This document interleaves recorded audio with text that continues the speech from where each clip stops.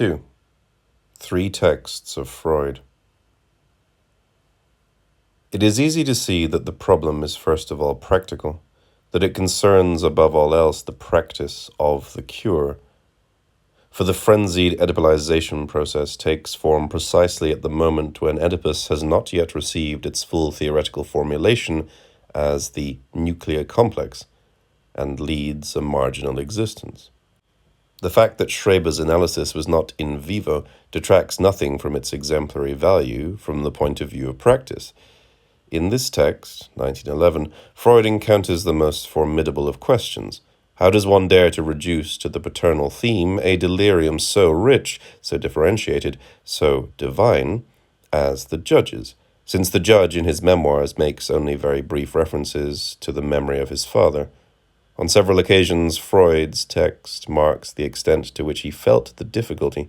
To begin with, it appears difficult to assign as cause of the malady, even if only an occasional cause, an outburst of homosexual libido directed at Dr. Flechsig's person. But when we replace the doctor with the father, and commission the father to explain the god of delirium, we ourselves have trouble following this ascension. We take liberties that can be justified only by the advantages they afford us in our attempt to understand the delirium. Yet the more Freud states such scruples, the more he thrusts them aside and sweeps them away with a firm and confident response. And this response is double. It is not my fault if psychoanalysis attests to a great monotony and encounters the father everywhere, in Flechsig, in the god, in the son. It is the fault of sexuality and its stubborn symbolism. Furthermore, it is not surprising that the father returns constantly in current deliriums in the most hidden and least recognizable guises, since he returns in fact everywhere and more visibly in religions and ancient myths, which express forces or mechanisms eternally active in the unconscious. It should be noted that Judge Schreber's destiny was not merely that of being sodomized, while still alive, by the rays from heaven, but also that of being posthumously Oedipalized by Freud. From the enormous political, social, and historical content of Schreber's delirium, not one word is retained, as though the libido did not bother itself with such things. Freud invokes only a sexual argument, which consists in bringing about the union of sexuality and the familial complex, and a mythological argument which consists in positing the adequation of the productive force of the unconscious and the edifying forces of myths and religions. This latter argument is very important, and it is not by chance that here Freud declares himself in agreement with Jung. In a certain way, this agreement subsists after their break.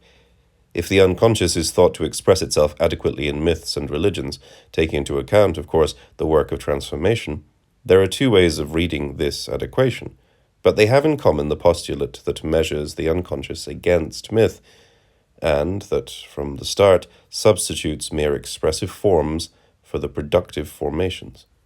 The basic question is never asked, but cast aside. Why return to myth? Why take it as the model?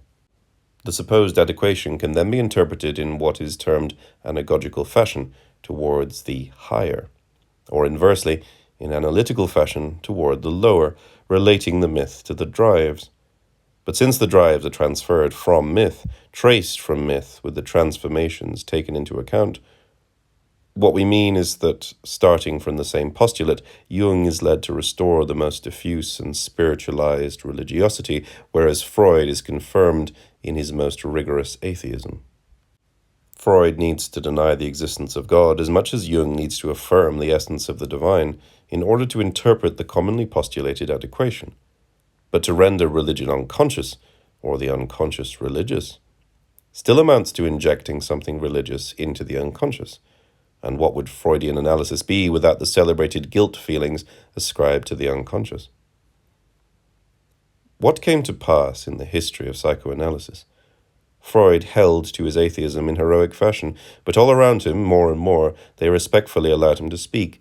They let the old man speak, ready to prepare behind his back the reconciliation of the churches and psychoanalysis, the moment when the church would train its own psychoanalysts and when it would become possible to write in the history of the movement, "So even we are still pious."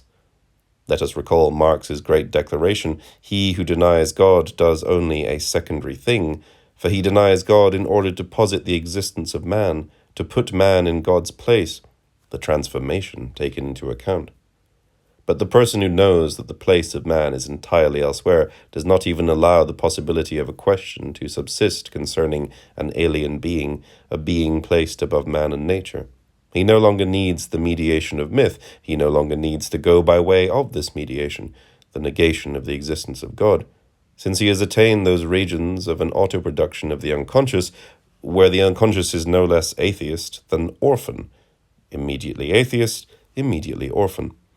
And doubtless an examination of the first argument would lead us to a similar conclusion. By joining sexuality to the familial complex, by making Oedipus into the criterion of sexuality in analysis, the test of orthodoxy par excellence, Freud himself posited the whole of social and metaphysical relations as an afterward, or a beyond, the desire was incapable of investing immediately. He then became rather indifferent to the fact that this beyond derives from the familial complex through the analytical transformation of desire, or is signified by it in an anagogical symbolization. Let us consider another text of Freud's, a later one, where Oedipus is already designated as the nuclear complex. A child is being beaten. The reader cannot escape the impression of a disquieting strangeness. Never was the paternal theme less visible, and yet never was it affirmed with as much passion and resolution. The imperialism of Oedipus is founded here on an absence. After all, of the three supposed phases of the girl's fantasy, the first is such that the father does not yet appear, while in the third the father no longer appears. That leaves the second, then, where the father shines forth in all his brilliance, clearly without doubt. But indeed, this second phase has never had a real existence. It is never remembered. It has never succeeded in becoming conscious. It is a construction of analysis, but it is no less a necessity on that account. What is at issue in this fantasy? Some boys are beaten by someone, the teacher, for example, in the presence of the little girls. We are present from the start at a double Freudian reduction, which is in no way imposed by the fantasy, but is required by Freud in the manner of a presupposition. On the one hand, Freud wants to deliberately reduce the group character of the fantasy to a purely individual dimension. The beaten child must, in a way, be the ego, substitutes for the subject himself. And the one who does the beating must be the father substitute. On the other hand, it is necessary for the variations of the fantasy to be organized in disjunctions, whose use must be strictly exclusive. Hence, there will be a girl series and a boy series, but dissymmetrical, the female fantasy having three phases, the last of which is boys are beaten by the teacher, while the male fantasy has only one, the last of which is my mother beats me. The only common phase, the second for the girls and the first for the boys, affirms without doubt the prevalence of the father in both cases. But this is the famous non-existent phase. Such is always the case with Freud. Something common to the two sexes is required, but something that will be lacking in both, and that will distribute the lack in two non-symmetrical series, establishing the exclusive use of the disjunctions. You are girl or boy. Such is the case with Oedipus, and its resolution, different in boys and in girls. Such is the case with castration, and its relationship to Oedipus in both instances. Castration is at once the common lot, that is, the prevalent and transcendent phallus, and the exclusive distribution that presents itself in girls as desire for the penis, and in boys as fear of losing it, or refusal of a passive attitude. This something in common must lay the foundation for the exclusive use of the disjunctions of the unconscious, and teach us resignation. Resignation to Oedipus, to castration. For girls, renunciation of their desire for the penis. For boys, renunciation of male protest. In short, assumption of one's sex. This something in common, the great phallus, the lack with two non-superimposable sides, is purely mythical. It is like the one in negative theology. It introduces lack into desire and causes exclusive series to emanate, to which it attributes a goal, an origin, and a path of resignation. The contrary should be said. Neither is there anything in common between the two sexes, nor do they cease communicating with each other in a transverse mode where each subject possesses both of them, but with the two of them partitioned off, and where each subject communicates with one sex or the other in another subject. Such is the law of partial objects. Nothing is lacking, nothing can be defined as a lack, nor are the disjunctions in the unconscious ever exclusive, but rather the object of a properly inclusive use that we must analyze. Freud had a concept at his disposal for stating this contrary notion, the concept of bisexuality, and it was not by chance that he was never able or never wanted to give this concept the analytical position and extension it required. Without even going that far, a lively controversy developed when certain analysts, following Melanie Klein, tried to define the unconscious forces of the female sexual organ by positive characteristics in terms of partial objects and flows. This slight shift, which did not suppress mythical castration, but made it depend secondarily on the organ, instead of the organs depending on it, met with great opposition from Freud. He maintained that the organ, from the viewpoint of the unconscious, could not be understood except by proceeding from a lack or a primal deprivation, and not the opposite.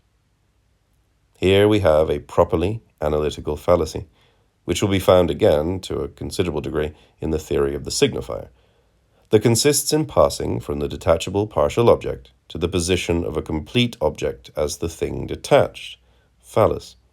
This passage implies a subject, defined as a fixed ego of one sex or the other, who necessarily experiences as a lack his subordination to the tyrannical complete object. This is perhaps no longer the case when the partial object is posited for itself on the body without organs, with, as its sole subject, not an ego, but the drive that forms the desiring machine along with it, and that enters into relationships of connection, disjunction, and conjunction with other partial objects, at the core of the corresponding multiplicity whose every element can only be defined positively. We must speak of castration in the same way we speak of Oedipalization, whose crowning moment it is. Castration designates the operation by which psychoanalysis castrates the unconscious, injects castration into the unconscious. Castration, as a practical operation on the unconscious, is achieved when the thousand breaks, flows of desiring machines, all positive, all productive, are projected into the same mythical space, the unary stroke of the signifier. We have not finished chanting the litany of the ignorances of the unconscious. It knows nothing of castration or Oedipus, just as it knows nothing of parents, gods, the law, lack. The women's liberation movements are correct in saying, we are not castrated, so you get fucked. And far from being able to get by with anything like the wretched maneuver where men answer that this itself is proof that women are castrated, or even console women by saying that men are castrated too, all the while rejoicing that they are castrated the other way, on the side that is not superimposable, it should be recognized that women's liberation movements contain, in a more or less ambiguous state, what belongs to all requirements of liberation, the force of the unconscious itself, the investment by desire of the social field, the disinvestment of repressive structures. Nor are we going to say that the question is not that of knowing if women are castrated, but only if the unconscious believes it, since all the ambiguity lies there. What does belief apply to the unconscious signify? What is an unconscious that no longer does anything but believe rather than produce? What are the operations, the artifices that inject the unconscious with beliefs that are not even irrational, but on the contrary only too reasonable and consistent with the established order? Let us return to the fantasy. A child is being beaten. Children are beaten. A typical group fantasy where desire invests the social field and its repressive forms.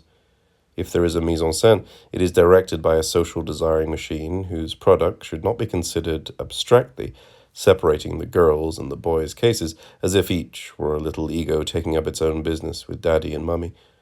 On the contrary, we should consider the complementary ensemble made up of boy, girl, and parents, agents of production and anti-production, this ensemble being present at the same time in each individual and in the socius that presides over the organization of the group fantasy. Simultaneously, the boys are beaten, initiated, by the teacher on the little girl's erotic stage, seeing machine, and obtain satisfaction in a masochistic fantasy involving the mother, anal machine. The result is that the boys are able to see only by becoming little girls, and the girls cannot experience the pleasure of punishment except by becoming boys.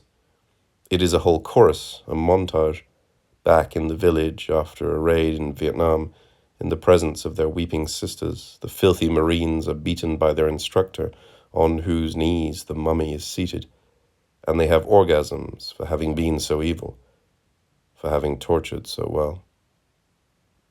It's so bad, but also so good. Perhaps one will recall a sequence from the film Hearts and Minds. We see Colonel Patton, the general's son, saying that his guys are great, that they love their mothers, their fathers, and their country, that they cry at the religious services for their dead buddies. Fine boys. Then the colonel's face changes, grimaces, and reveals a big paranoiac in uniform who shouts, in conclusion, "But still, they're a bloody good bunch of killers." It is obvious that when traditional psychoanalysis explains that the instructor is the father, and that the colonel too is the father, and that the mother is nonetheless the father too, it reduces all of desire to a familial determination that no longer has anything to do with the social field actually invested by the libido. Of course, there is always something from the father or the mother that is taken up in the signifying chain, daddy's mustache, the mother's raised arm, but it comes furtively to occupy a place among the collective agents. The terms of Oedipus do not form a triangle, but exist shattered into all corners of the social field, the mother on the instructor's knees, the father next to the colonel. Group fantasy is plugged into and machined on the socius. Being fucked by the socius, wanting to be fucked by the socius, does not derive from the father and mother, even though the father and mother have their roles there as subordinate agents of transmission or execution. When the notion of group fantasy was elaborated in the perspective of institutional analysis, in the works of the team at La Borde Clinique assembled around Jean Oury, the first task was to show how it differed from individual fantasy. It became evident that group fantasy was inseparable from the symbolic articulations that define a social field insofar as it is real, whereas the individual fantasy fitted the whole of this field over imaginary givens.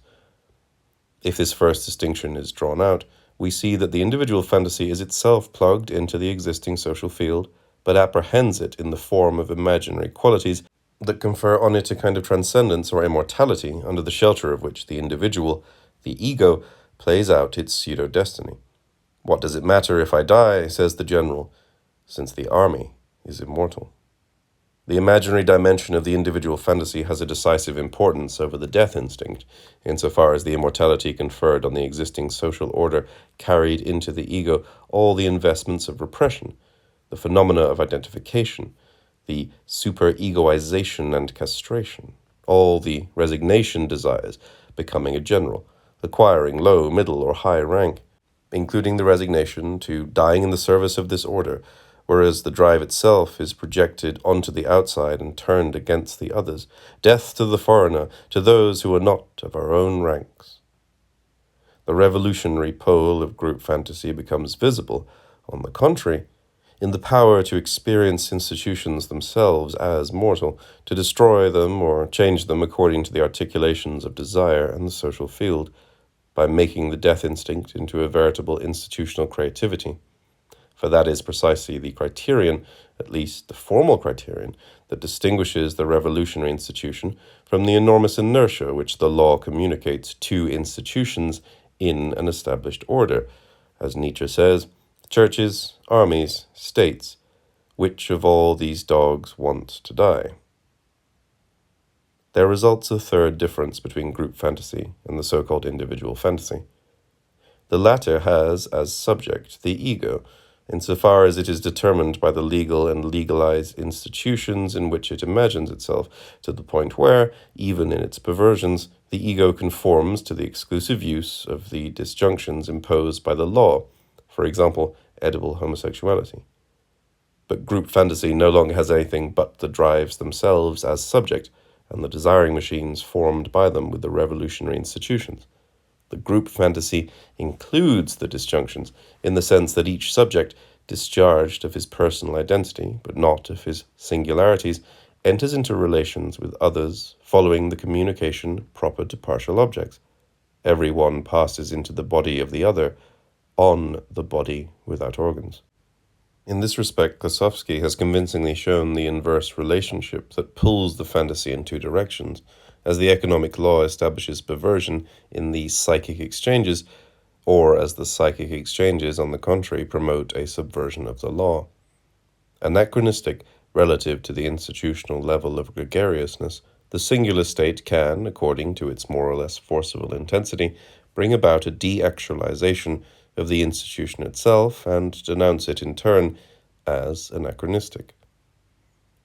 The two kinds of fantasy, or rather the two regimes, are therefore distinguished according to whether the social production of goods imposes its rule on desire through the intermediary of an ego whose fictional unity is guaranteed by the goods themselves, or whether the desiring production of affects imposes its rule on institutions whose elements are no longer anything but drives.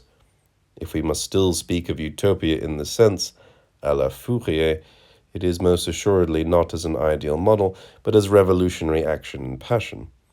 In his recent works, Klossowski indicates to us the only means of bypassing the sterile parallelism where we flounder between Freud and Marx, by discovering how social production and relations of production are an institution of desire, and how affects or drives form part of the infrastructure itself.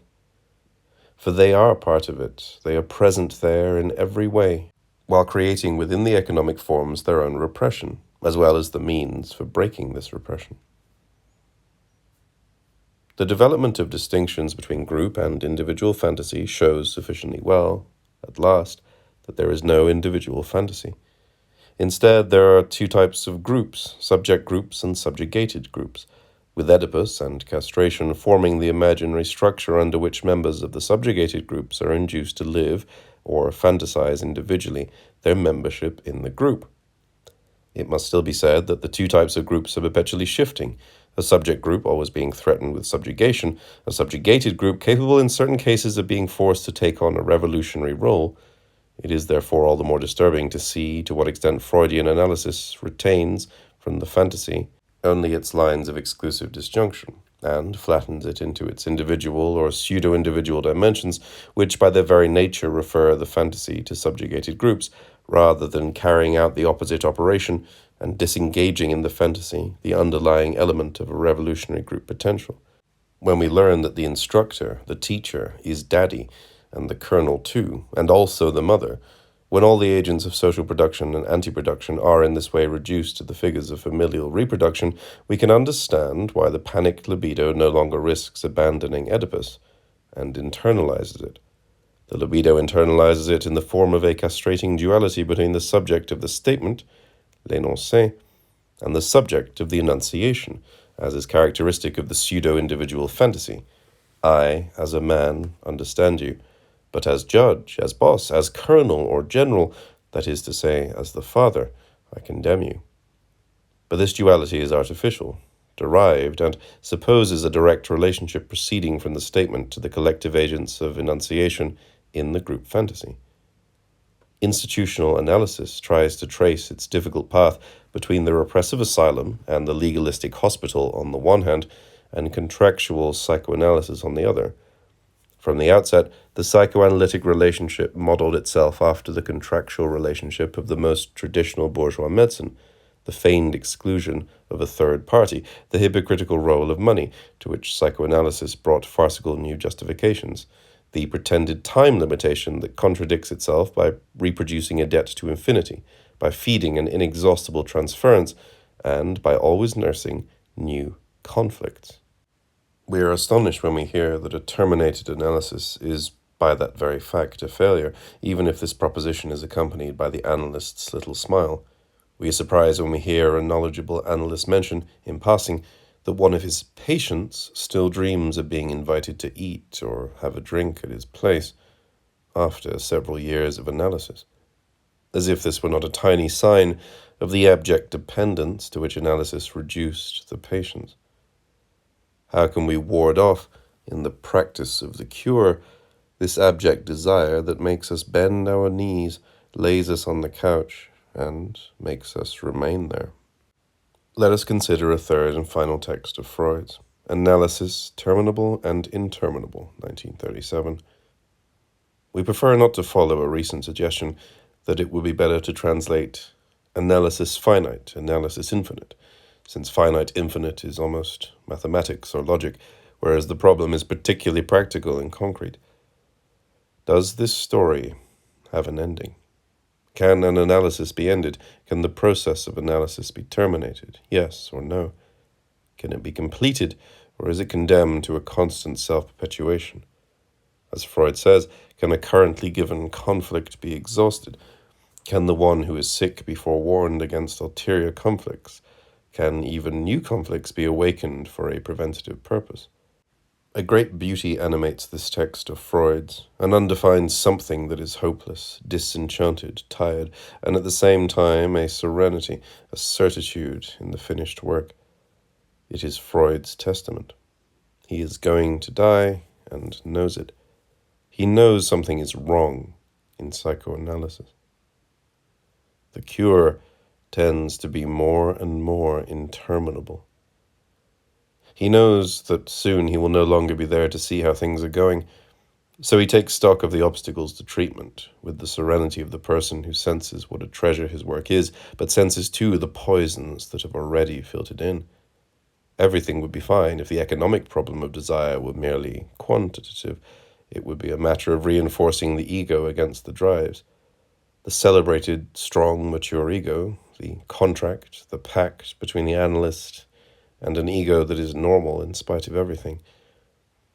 Except that there are qualitative factors in the desiring economy that indeed present an obstacle to treatment, and Freud reproaches himself for not having taken them sufficiently into account.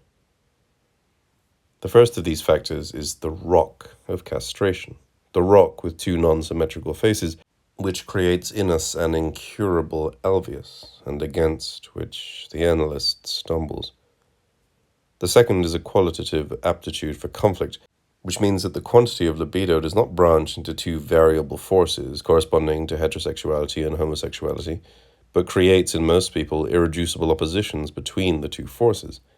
Finally, the third factor, of such economic importance that it outweighs the dynamic and topical considerations, concerns a type of resistance that is non-localizable. It would seem that certain subjects have such a viscous libido, or on the contrary, such a liquid one, that nothing succeeds in taking hold. It would be a mistake to see in this remark of Freud's nothing more than an observation of detail, a mere anecdote. In fact, it concerns what is most essential in the phenomenon of desire, the qualitative flows of the libido. In some fine pages, Andrè Green recently took up the question again by making up a list of 3 types of sessions, the first 2 of which comprise counterindications, the third alone constituting the ideal session in analysis. According to type 1, viscosity, resistance of a historical form, the session is dominated by a heavy, weighty, boggy climate. The silences are leaden, the discourse is dominated by the events of the day. It is uniform. It is a descriptive narration where no reference to the past is disclosable. It unfolds along a continuous thread, unable to allow itself any break. Dreams are narrated. The enigma of dream is taken up in the secondary elaboration that makes dream as narration and as event take precedence over dream as a working over of thoughts. Sticky transference. According to type 2, liquidity, resistance of an obsessional form. Here the session is dominated by an extreme mobility of representations of all sorts. The language is unfettered, rapid, almost torrential. Everything enters here. The patient could just as easily say the opposite of everything he is uttering without changing anything fundamental to the analytic situation. All of this is without consequence, since the analysis slides off the couch like water off a duck's back. The unconscious does not cause anything to stick. There is no anchoring in the transference. Here the transference is volatile. Only the third type remains, whose characteristics define a good analysis. The patient speaks in order to constitute the process of a chain of signifiers. The meaning is not attached to the signified to which each of the enunciated signifiers refers, but is constituted by process, suture, the concatenation of bound elements. Every interpretation furnished by the patient can offer itself as an already signified awaiting its meaning. For this reason, interpretation is always retrospective, as the perceived meaning. So that was what this meant. What is serious is that Freud never questions the process of the cure. Of course, it is too late for him, but is it too late for those who come after him? He interprets these things as obstacles to the cure and not as shortcomings of the treatment itself, or as effects or counter-effects of his method. For castration as an analyzable state, or non-analyzable, the ultimate rock, is the effect of castration as a psychoanalytic act. And Oedipal homosexuality, the qualitative aptitude for conflict, is rather the effect of Oedipalization, which the treatment does not invent, but precipitates and accentuates within the artificial conditions of its exercise, transference. And inversely, when flows of libido resist therapeutic practice rather than being a resistance of the ego, this is the intense outcry of all of desiring production. We already knew that the pervert resisted Oedipalization. Why should he surrender, since he has invented for himself other territorialities, more artificial still and more lunar than that of Oedipus? We knew the schizo was not Oedipalizable, because he is beyond territoriality, because he has carried his flows right into the desert. But what remains, once we learn that resistances of an hysterical or an obsessional form bear witness to the anedipal quality of the flows of desire on the very terrain of Oedipus? That is precisely what qualitative economy shows. Flows ooze, they traverse the triangle, breaking apart its vertices. The Oedipal wad does not absorb these flows any more than it could seal off a jar of jam or plug a dike. Against the walls of the triangle, toward the outside, flows exert the irresistible pressure of lava or the invincible oozing of water. What are the most favorable conditions for the cure, it is asked? A flow that lets itself be plugged by Oedipus, partial objects that let themselves be subsumed under the category of a complete object, even if absent, the phallus of castration, breaks flows that let themselves be projected onto a mythical space, polyvocal chains that let themselves be bi-univocalized, linearized, suspended from a signifier, an unconscious that lets itself be expressed, connective syntheses that let themselves be taken in a global and specific use, disjunctive syntheses that let themselves be taken in an exclusive, restrictive use, conjunctive syntheses that let themselves be taken in a personal and segregative use. For what is the meaning of so that was what this meant? The crushing of the so onto Oedipus and castration. The sigh of relief. You see, the colonel, the instructor, the teacher, the boss, all of this meant that. Oedipus and castration. All history in a new version. We are not saying that Oedipus and castration do not amount to anything. We are Oedipalized. We are castrated. Psychoanalysis didn't invent these operations to which it merely lends the new resources and methods of its genius. But is this sufficient to silence the outcry of desiring production? We are all schizos. We are all perverts. We are all libidos that are too viscous and too fluid, and not by preference, but wherever we have been carried by the deterritorialized flows. What neurotic, provided he is somewhat serious, is not leaning against the rock of schizophrenia, a rock, in this case, mobile, aerolytic? Who does not haunt the perverse territorialities beyond the kindergartens of Oedipus? Who does not feel in the flows of his desire both the lava and the water? And above all, what brings about our sickness? Schizophrenia itself as a process?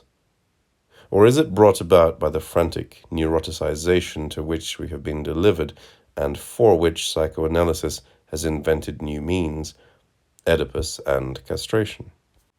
Is it schizophrenia as a process that makes us sick, or is it the self-perpetuation of the process in the void? A horrible exasperation, the production of the schizophrenic as entity? Or is it the confusion of the process with a goal, the production of the pervert artifice? Or the premature interruption of the process, the production of the neurotic analysis? We are forcibly confronted with Oedipus and castration. We are reduced to them, either so as to measure us against that cross, or to establish that we cannot measure up to it. But in any case, the harm has been done. The treatment has chosen the path of Oedipalization, all cluttered with refuse, instead of the schizophrenization that must cure us of the cure.